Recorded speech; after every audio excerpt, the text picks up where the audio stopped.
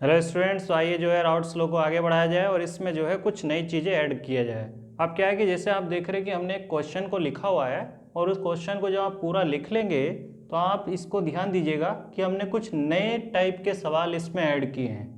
अब इन नए टाइप के सवालों को सॉल्व करने के लिए क्या है, नई इन्फॉर्मेशन की ज़रूरत है और जो पीछे हमने पढ़ा है उस पर थोड़ा सा और सोचने की ज़रूरत है कि हमने जिन कंडीशन में राउट्स लॉ को यूज किया है एक्चुअल में वो कंडीशंस क्या हैं, या जो फॉर्मूला हमने राउट्स लॉ के लिए डेवलप किया था वो कहाँ कहाँ अप्लाई होने वाला है, किस सिचुएशन में हम उसको अप्लाई कर रहे हैं। राउट्स लॉ के जो फॉर्मूला हमने डेवलप किया था ये भी सोचना बहुत ज़रूरी है और डेफिनेटली इस पर आपको सोचना चाहिए, क्योंकि जब आप उस पर सोचोगे तभी जो है आपकी थिंकिंग एनहांस होगी और राउट्स लॉ के जितने भी टिपिकल टाइप के सवाल है वो आप आसानी से सॉल्व कर सकते हैं। ठीक है, तो हमने एक नए क्वेश्चन को लिखा है नए तरीके से और उसके लिए जो नई इंफॉर्मेशन चाहिए उसको भी हम डिस्कस करेंगे पहले, फिर इसको सॉल्व करेंगे। ठीक है, तो शुरुआत करते हैं कुछ नई बातों से। तो नई बातों में क्या है कि मान लेते हैं यही इसी टाइप का हमारे पास ए और बी का एक बाइनरी सॉल्यूशन है। अब जैसे कि आप क्वेश्चन में पढ़ रहे हैं और देख भी रहे हैं कि ए और बी का वेपर प्रेशर डिफरेंट है। अब देखिए, वेपर प्रेशर अगर डिफरेंट है तो वेपर प्रेशर से हम ये कंक्लूजन तो निकाल ही सकते हैं कि कौन ज़्यादा वोलेटाइल है और कम वोलेटाइल है। अब ध्यान दीजिए कि दोनों के वेपर प्रेशर को कंपेयर करके आप क्या बोलोगे कि कौन ज़्यादा वोलेटाइल कंपोनेंट होगा। तो डेफिनेटली आपको दिख रहा है कि बी का वेपर प्रेशर ज़्यादा है तो बी ज़्यादा वोलेटाइल कंपोनेंट होगा। तो अगर बी ज़्यादा वोलेटाइल कंपोनेंट होगा तो क्लियर कट है कि बी ज़्यादा वेपर में कन्वर्ट होगा रिलेटिवली किसके, ए के। मतलब जो रेट होगी, ठीक है, वो जो है ज़्यादा होगी किसकी, बी की, और ए की जो रेट है वो उसके रिलेटिवली क्या कम होगी। तो कुल मिला के किसी भी पर्टिकुलर इंस्टेंट पे जो हम इस कंपैरिजन को कर रहे हैं तो बी के ज़्यादा वोलेटाइल होने की वजह से इसका वेपर में कन्वर्ट होने की टेंडेंसी ए के रिलेटिवली ज़्यादा होने वाली है। अब क्या है कि जब ऐसा होगा तो ऐसी स्थिति में जब ये ऊपर वेपर में कन्वर्ट होके जाएंगे तो आप ये कह सकते हैं कि बी अगर ए से ज़्यादा कन्वर्ट हो रहा है एट द सेम टाइम तो बी का जो यहाँ पे कॉन्सेंट्रेशन है लिक्विड पार्ट में वो घटेगा जैसे जैसे सॉल्यूशन इवेपोरेट होगा, और यहाँ पे जो वेपर कलेक्ट होगी, जैसे मान लीजिए अगर ये क्लोज है तो इस पर्टिकुलर वेपर में जो है किसका कंपोनेंट बढ़ेगा, बी का, क्योंकि बी ज़्यादा इवेपोरेट हो रहा है तो उसका कंपोनेंट भी क्या होंगे या उसका कंपोजिशन भी क्या होगी, ज़्यादा होगी। लेकिन हाँ, सॉल्यूशन में जैसे कि हम देख रहे हैं कि अगर बी ज़्यादा निकल रहा है यहाँ से तो इसका जो है कॉन्सेंट्रेशन घटेगी या इसका जो भी अमाउंट है वो टाइम के साथ डिक्रीज होगा। अब क्या है कि राउट्स लॉ में जैसे कि हम क्वेश्चन लिखते हैं और क्वेश्चन ये लिखते हैं या रिलेशन ये लिखते हैं कि पी ए जो है बराबर होता है किसके, P naught A into X A के, और वहीं पी बी के बारे में लिखते हैं कि पी बी जो है बराबर होता है P naught B into X B. अब ये जो दोनों रिलेशन हम इसमें लिखते हैं, इन पर्टिकुलर रिलेशन को किन सिचुएशन में अप्लाई करना है ये हमको कैसे पता चलेगा, या तुमको कैसे पता चलेगा कि ये पर्टिकुलर रिलेशन किन सिचुएशन में अप्लाई होने वाले हैं, कब इनको अप्लाई करना है। कभी आपने इस पे सोचा कि आपने जो राउट्स लॉ के लिए ये दोनों रिलेशन लिखे थे कब इनका हम यूज कर सकते हैं, किन कंडीशन में यूज कर सकते हैं, और ये एक्स और एक्स भी थे क्या, एक्चुअल में थे क्या जब हमने इसको ड्राइव किया था, क्वेश्चन भी सॉल्व कर लिए इस पे। तो अगर आपने ध्यान दिया होगा तो एक्स और एक्स भी जो है वो मोल फ्रैक्शन थे किसमें, लिक्विड सॉल्यूशन में। और किस लिक्विड सॉल्यूशन में, जो हमने इनिशियली प्रिपेयर किया था, इनिशियली प्रिपेयर किया था, मतलब कि जैसे ही लिक्विड सॉल्यूशन बना उस कंडीशन पे ये मोल फ्रैक्शन थे। लेकिन हाँ, अब वो लिक्विड सॉल्यूशन से जैसे इवेपोरेशन होना शुरू होगा आप आसानी से इस बात को समझ गए होंगे कि फिर एक्स से एक्स भी मोल फ्रैक्शन नहीं रहने वाले हैं, क्योंकि दोनों का वेपर में कन्वर्ट होने की टेंडेंसी क्या है, अलग अलग है। तो कुल मिला के इस फॉर्मूले को गिवन मोल फ्रैक्शन जो हमें दिए हैं उसके लिए हम कब लगा सकते हैं, सिंपल सी बात है कि सिर्फ हम लगा सकते हैं कहाँ, स्टार्टिंग में। हर इंस्टेंट पे तो इन मोल फ्रैक्शन को या इस मोल को उठा के जो है हम यूज कर नहीं सकते। उसके लिए हमें उस पर्टिकुलर इंस्टेंट का मोल पता होना चाहिए, मोल फ्रैक्शन पता होना, तभी जो हम पी और पीवी की वैल्यू निकाल सकते हैं। तो सवाल पे हमें कॉन्सेंट्रेट करना होगा कि क्वेश्चन किस पर्टिकुलर इंस्टेंट के लिए पूछा जा रहा है, क्या उसमें ऐसा जो है हमसे पूछा जा रहा है जिसके बारे में जो है वो पहले वाले से डिफरेंट है, या जो है मोल फ्रैक्शन क्या दिए हैं, वेपर प्रेशर जो है कैसे निकाला जाएगा, किन कोरिलेशंस का यूज करेंगे, क्या अप्रोच होगी, ये सारी बातें जो हैं अब थोड़ा सा और ज़्यादा थिंकिंग से निकल के आने वाली हैं। और ज़्यादा थिंकिंग की जब हम बात करते हैं तो ध्यान दीजिए कि यहाँ पे पहला जो पार्ट है उस पार्ट में लिखा हुआ है कि mole fraction of A and be in first trace of vapour, कि पहली ट्रेस में ए और बी के मोल फ्रैक्शन पूछे जा रहे हैं। अब जो है इसको हम सॉल्व कर लेते हैं फर्स्ट पार्ट को। ठीक है, तो फर्स्ट पार्ट को जो है आइए सॉल्व करते हैं कि किस तरीके से इसको जो है फाइंड आउट करेंगे। अब फर्स्ट ट्रेस का मतलब क्या है कि what is the meaning of first trace of vapour. तो जैसे ही आपने लिक्विड तैयार किया, उससे जब वेपर बनेगी, पहली वेपर जो बनेगी उसकी बात हो रही है। तो पहली वेपर का वेपर प्रेशर अगर हमें फाइंड आउट करना तो डेफिनेटली जो इनिशियल मोल फ्रैक्शन थे सॉल्यूशन में उनका यूज करेंगे। अब इनिशियल मोल फ्रैक्शन के लिए हमें इनिशियल मोल जो मिक्स किए हैं वो पता होने चाहिए और वो दिए हुए भी हैं। तो फ्रॉम गिवन डाटा, तो गिवन डाटा जो है ये क्या कहता है, गिवन डाटा ये कहता है कि Na जो है वो 2 मोल है, Nb जो है वो कितना है 3 मोल। तो इससे जो है अगर आप XA निकालोगे तो 2/5 आएगा मोल फ्रैक्शन ऑफ A, और ये 3/5 आएगा। अब Pa की वैल्यू जो है क्या होगी, जो कि P naught A into XA होता था। तो डेफिनेटली ये जो है निकल के आएगा कितना 2/5 इंटू 100, मतलब कि ये 40 mm निकल के आएगा।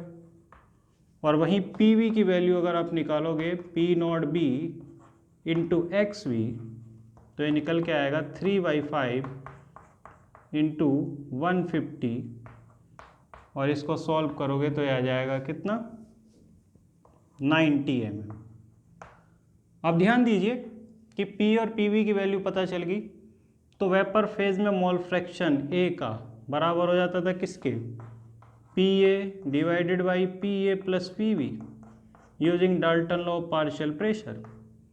तो इसको हम सॉल्व करेंगे तो ये आ जाएगा 4/13, यानी कि 40 अगर पूरा लिखें 90 plus 40 it will be 4/13।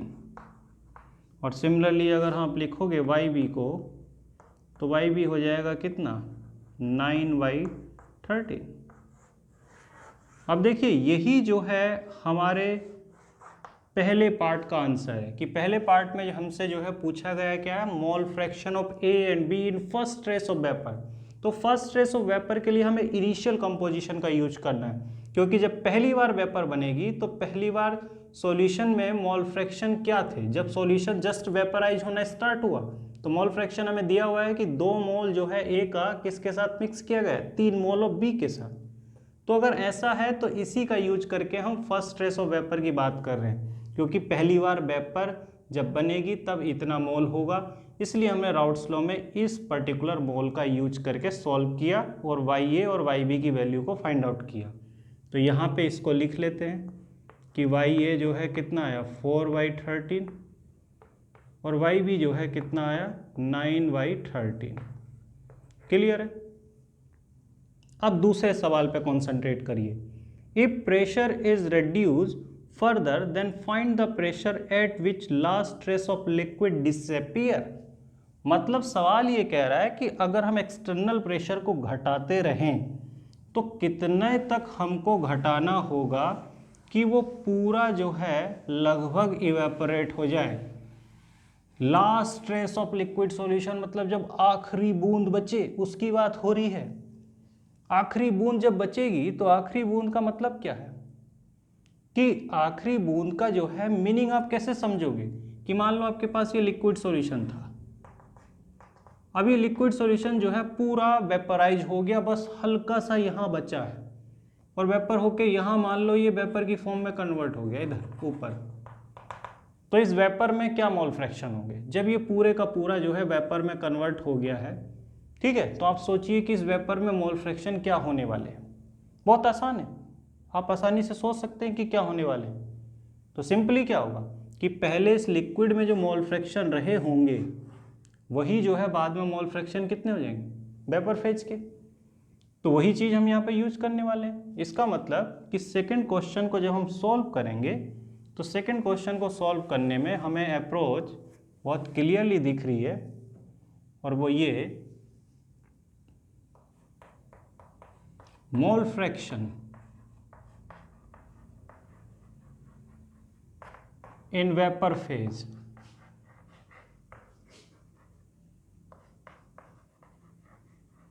when last trace of liquid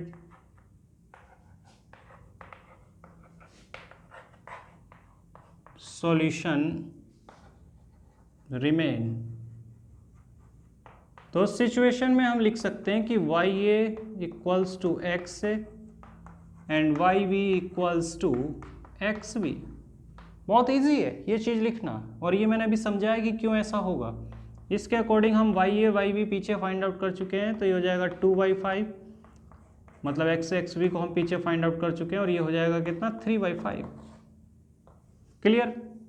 अब देखिए हमने आपको एक सवाल लिखवाया था, सॉरी रिलेशन लिखवाया था 1/PT equals to YA upon P naught A plus YB upon P naught B।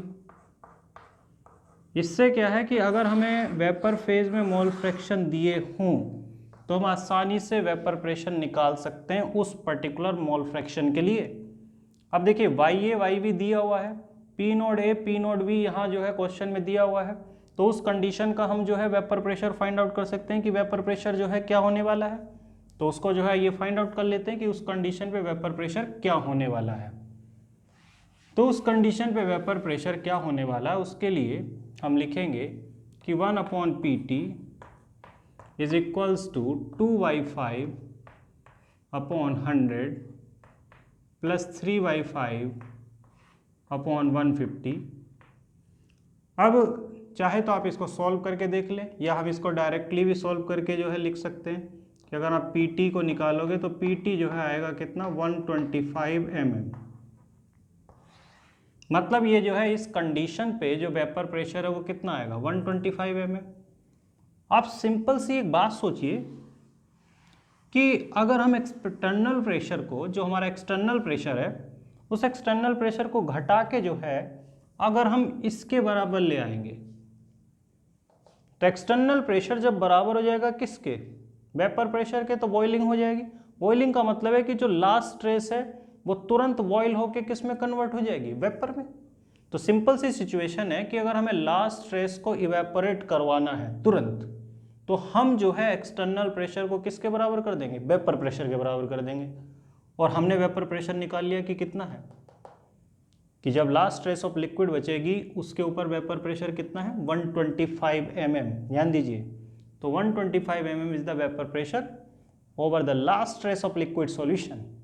It means यहाँ से क्लियर हो गया कि एक्सटर्नल प्रेशर इतना ले आएंगे तो अंतिम बूंद जो है वो भी इवेपोरेट हो जाएगी।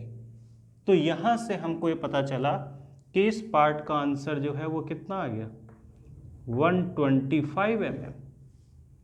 अब देखिए इस पार्ट को सॉल्व करने से मैं इनडायरेक्टली एक सवाल का आंसर और मिल गया, और वो क्या सवाल था, वो ये सवाल था कि what will be the composition in last trace of vapour. ठीक है, कि जो हमारी लास्ट ट्रेस होगी वेपर की उसमें जो है क्या कंपोजिशन होगा। ठीक है, तो सिंपल सी बात है कि सारा का सारा लिक्विड तो वेपर में कन्वर्ट हो चुका है। तो अगर सारा का सारा लिक्विड वेपर में कन्वर्ट हो चुका तो जो शुरुआत में लिक्विड में कंपोजिशन थी वही बाद में वेपर की कंपोजिशन होगी। तो आंसर हमारा क्लियर है कि जो शुरुआत में लिक्विड की कंपोजिशन थी XA और XB वही बाद में जो है कंपोजिशन होने वाली है किसकी, वेपर की। अब देखिए 2 सवालों का हमें आंसर मिल गया। अब हमें बात करनी है तीसरे सवाल की। अब तीसरे सवाल के आंसर के लिए आप ध्यान दीजिए कि हमसे पूछा गया composition of AB in the last trace of liquid solution. तो जब आखिरी ट्रेस थी, अभी अभी हमने निकाला कि उस कंडीशन का वेपर प्रेशर कितना है, 125 mm। तो तीसरे पार्ट को जो है हम दूसरे पार्ट की हेल्प से ही सॉल्व करने वाले। कैसे? क्योंकि हमें जो है उस कंडीशन का वेपर प्रेशर निकाल चुके हैं। तो देखिए थर्ड पार्ट में, तो let us assume that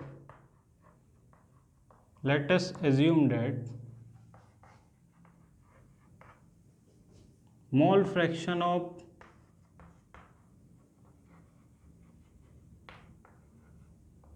A equals to X dash A and mole fraction of B is equals to X dash B in last trace of liquid।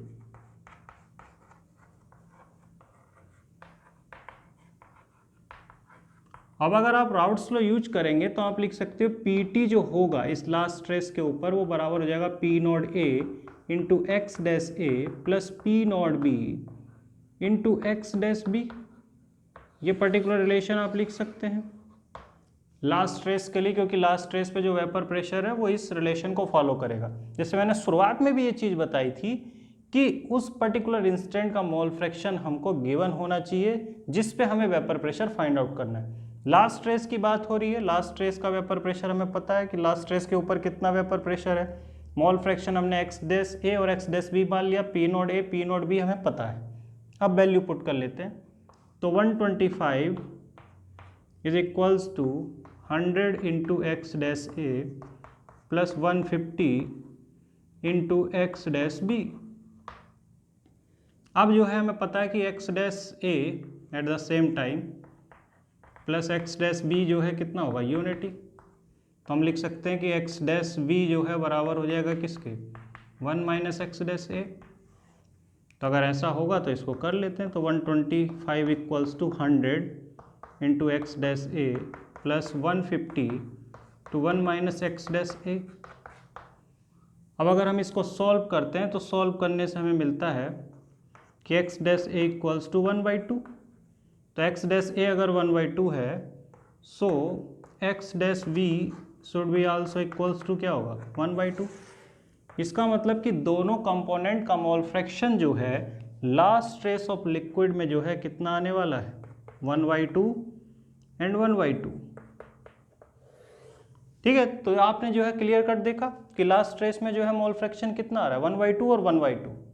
तो चीज़ें एकदम साफ साफ नज़र आ रही हैं कि जब हम उसको वेपराइज कर रहे हैं तो वेपराइज करने पर सॉल्यूशन में मोल फ्रैक्शन चेंज हो रहे हैं। शुरुआत में आप क्लियर कट देखिए कि एक का 2/5 था और दूसरे का क्या था, 3/5। लास्ट ट्रेस में देखिए 1/2 हो गया दोनों का। अब कंपेयर करिए शुरुआत से कि किसका बढ़ा किसका घटा, आपको जस्टिफाई हो जाएगा।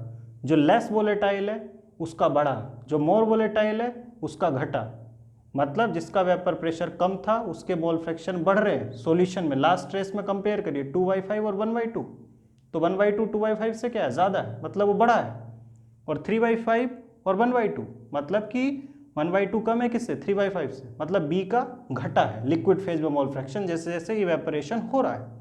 तो यहाँ से साफ दिख रहा है कि जब हम किसी पर्टिकुलर लिक्विड को इवेपोरेट कर रहे हैं तो इवेपोरेशन के साथ साथ लिक्विड फेज में मोल फ्रैक्शन बदल रहे हैं और वेपर फेज में ही मोल फ्रैक्शन बदल रहे हैं। और किसी भी कंडीशन पे उस चीज़ों को फाइंड आउट करने के लिए जो हमने रिलेशन लगाया था 1/PT equals to YA upon P naught A plus YB upon P naught B, उसका हम यूज करेंगे और आसानी से फाइंड आउट करेंगे चीज़ों को।